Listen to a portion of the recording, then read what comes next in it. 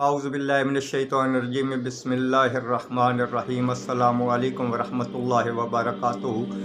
हज़रात, एक नुस्ख़ा बताने लगा हूँ आपको आज बलगम के अखराज के लिए। अक्सर लोगों को रेशा होता है, केरा भी जिसको कहते हैं, तो ये जान नहीं छोड़ता, बड़ी मुश्किल से जाता है। अंग्रेज़ी दवाइयाँ और दूसरी मेडिसन इस्तेमाल करके लोग तंग आ चुके हैं।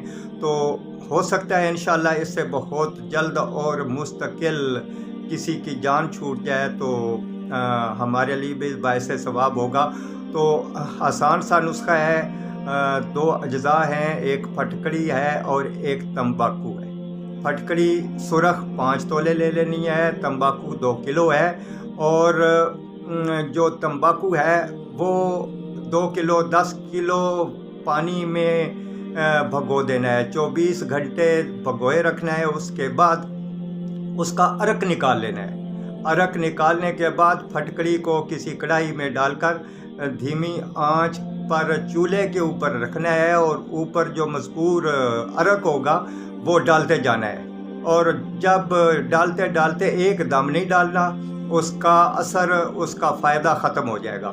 तो जब आहिस्ता आहिस्ता डालते जाएंगे और वो सारे का सारा अर्क ख़त्म हो जाएगा, तो उसके बाद फटकड़ी खुश्क हो जाएगी। और जो खुश्क फटकड़ी होगी वो सफ़ूफ पाउडर की सूरत में आपके पास मौजूद होगी, तो उसको शीशी में महफूज कर लें। उसके बाद उसमें से 1 रत्ती से 4 रत्ती तक ये खुराक होती है।